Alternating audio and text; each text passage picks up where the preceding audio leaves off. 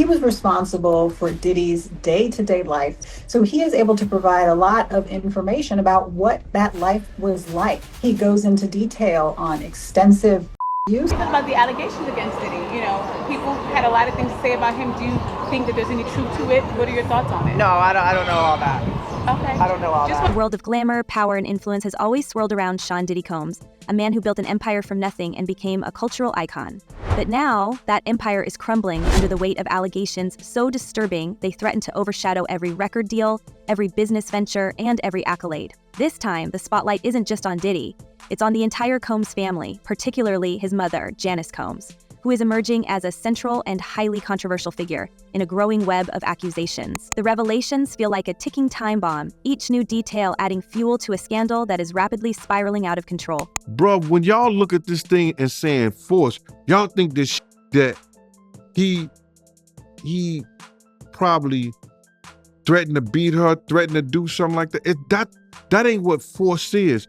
It could come from the mentality. Yo, he put her in a certain position, in a certain situation, and a certain time in her life. That began as whispers about Diddy's erratic and indulgent lifestyle has evolved into something far darker. Anonymous insiders claim that Janice, long portrayed as the matriarch who held the family together, may have been instrumental in enabling, if not orchestrating, some of the very behaviors now under scrutiny. Lawsuits and insider accounts suggest that Janice's influence extended far beyond the family's public image. Allegations of her involvement in introducing the Combs' teenage twin daughters, Jessie and Delilah, to questionable environments have surfaced, raising questions about her judgment and the safety of the children growing up in such a toxic atmosphere. One particularly chilling detail comes from a former household employee who described Janice as insistent about hosting lavish gatherings that allegedly exposed the twins to inappropriate influences. These sources claim that the lines between celebration and exploitation were often blurred, with the twins caught in the middle of an environment that prioritized image and indulgence over their well-being. The most damning claims link Janice directly to the so-called freak-off parties, notorious events that have been described in court filings and by former attendees as hedonistic spectacles where anything and everything was permissible. While the twins were not reported to have attended these gatherings, their proximity to such a lifestyle and the normalization of it has sparked outrage. Insider accounts allege that Janice wasn't just a bystander, but actively facilitated introductions to individuals described as high-profile but morally questionable. This has led to speculation that her actions were not just negligent, but deliberate, aimed at maintaining the family's access to wealth and power at any cost. Centerpiece of a lot of what happened during direct testimony were freak-offs. And what the prosecution tried to show was that he forced and/or coerced her into doing these freak-offs. And we've talked about this earlier this week, that at least my opinion is that in a lot of these, the prosecution just didn't close the loop. It was something she felt. Adding to the firestorm are allegations from Kimora Lee Simmons, a close family friend and a protective figure in the lives of Jessie and Delilah. Kimora, who was deeply connected to the twins' late mother, Kim Porter, has reportedly stepped in to shield the girls from the fallout of their father's and grandmother's actions. Sources close to Kimora describe her as being on a mission to ensure the twins are not dragged further into the chaos. This protective stance, however, has not come without consequences. A mysterious house fire at one of Kimora's properties has raised eyebrows, with speculation that it may have been an act of intimidation tied to her outspoken criticism of the Combs family. While authorities have yet to confirm the cause of the fire, many are viewing it as a chilling warning to anyone who dares challenge the powerful Combs legacy. How are his daughters? How are the twins? I know that you They're have a great. close It was just my relationship with them. birthday, and they came over. We had dinner together.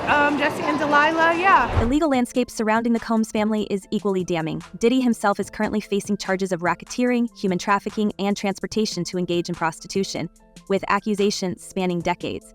Janice, meanwhile, has been named in a separate lawsuit filed by Kirk Burroughs, a former partner in Bad Boy Entertainment. Burroughs alleges that Janice played a central role in a 1996 incident in which he claims he was coerced into surrendering his 25% stake in the label. According to court documents, Diddy stormed into Burroughs' office armed with a baseball bat, forcing him to sign over his shares.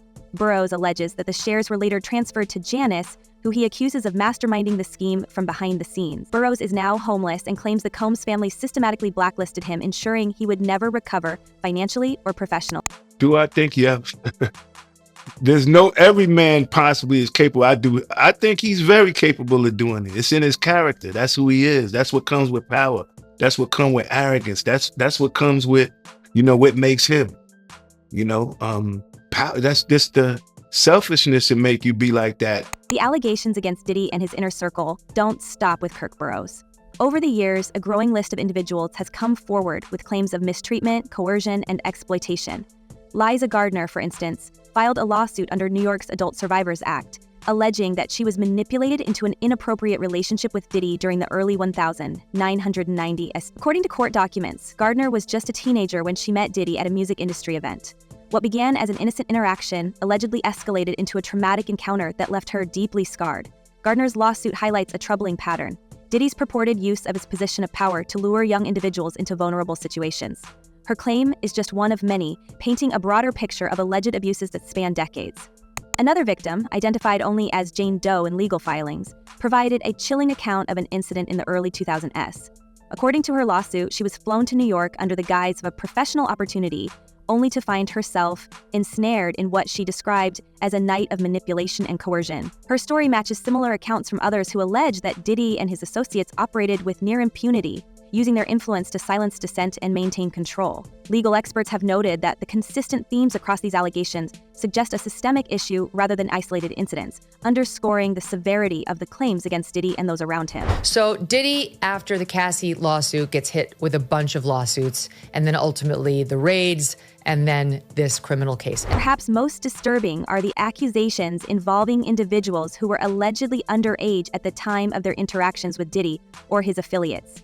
In recently filed court documents, Rodney Lil Rod Jones, a former member of Diddy's entourage, detailed a series of incidents in which young women were reportedly coerced into compromising situations. Jones's testimony, combined with evidence provided by other witnesses, paints a harrowing picture of a lifestyle built on unchecked privilege and a blatant disregard for boundaries.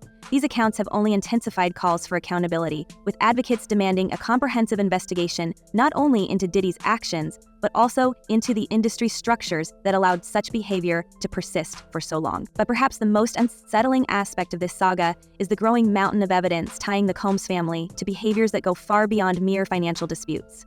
Reports of videotapes allegedly documenting inappropriate conduct at Diddy's infamous parties have surfaced, with one witness, Courtney Burgess, testifying that he possesses flash drives containing footage of high-profile individuals engaging in what he described as disturbing activity. These tapes, reportedly handed over by Kim Porter before her untimely demise in 2018, include allegations of underage involvement and coerced participation.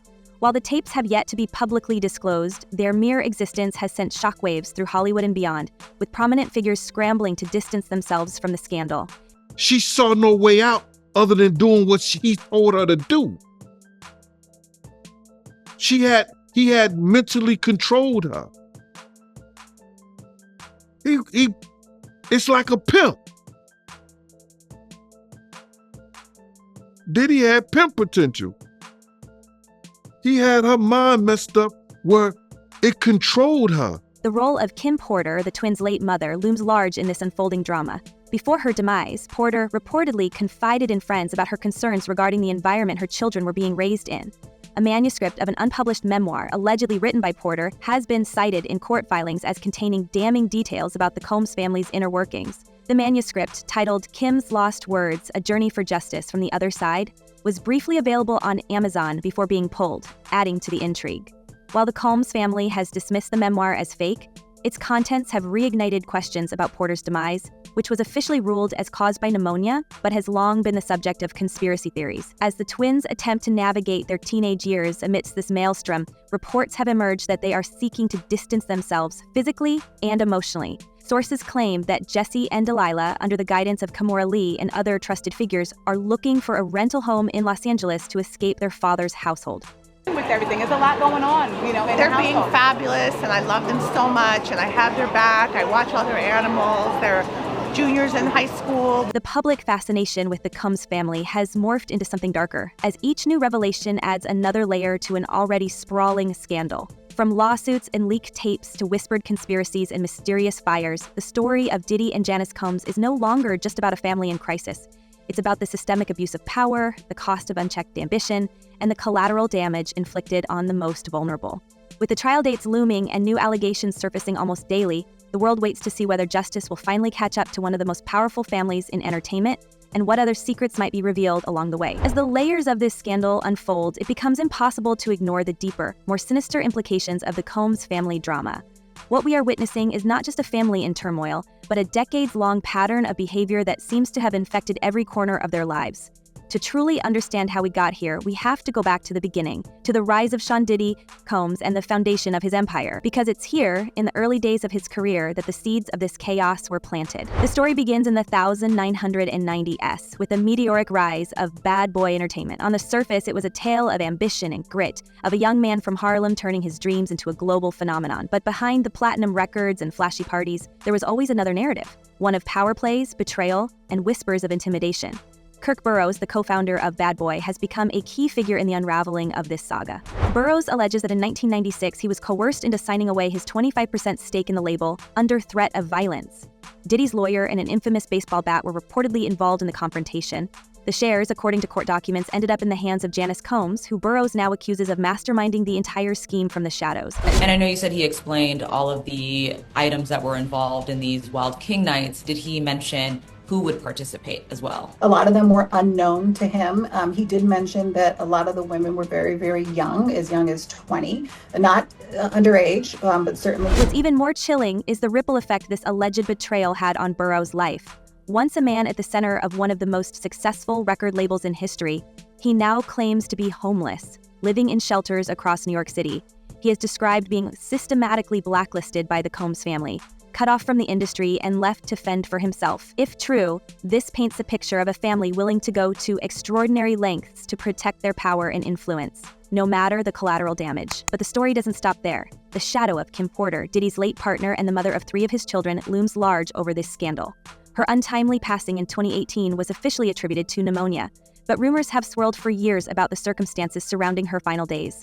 Now, with the emergence of a so-called memoir titled Kim's Lost Words, A Journey for Justice, From the Other Side, those rumors are gaining new traction. The book, reportedly based on a series of recordings and writings Porter left behind, allegedly contains explosive details about her life with Diddy.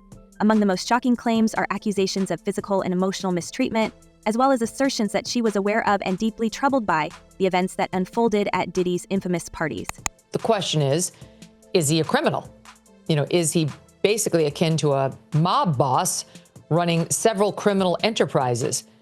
And while it's very clear to me he is a depraved, disgusting person, we have to prove that he violated the law. While the Combs family has vehemently denied the validity of the memoir, its brief availability on Amazon before being pulled has only added to the intrigue. Why was it removed so quickly? Who stands to gain from silencing Kim Porter's alleged voice? And what does this say about the lengths some are willing to go to keep certain truths buried? Even more haunting are the claims made by Al B. Schur, Porter's former partner and the father of her oldest son, Quincy. Has publicly suggested that Porter's passing was not as straightforward as it seemed, calling for an investigation into what he describes as a tragic conspiracy. If Porter's story is indeed part of this larger narrative, it raises serious questions about the environment in which Diddy's children, particularly his twin daughters, have been raised.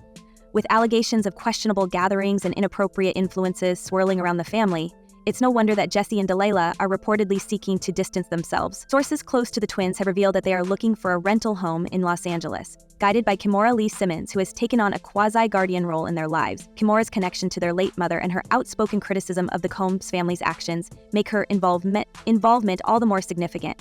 But even this attempt at normalcy has been overshadowed by the mysterious fire at one of Kimora's properties.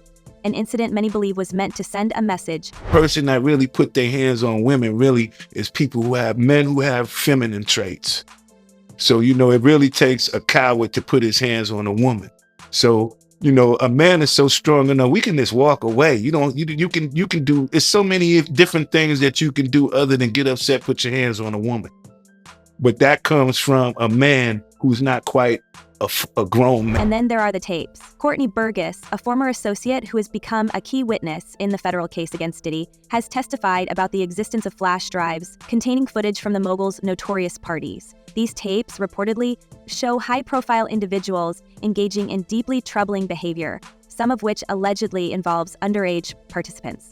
Burgess has claimed that these drives were handed to him by Kim Porter before her passing, as if she knew their contents would one day be vital in exposing the truth.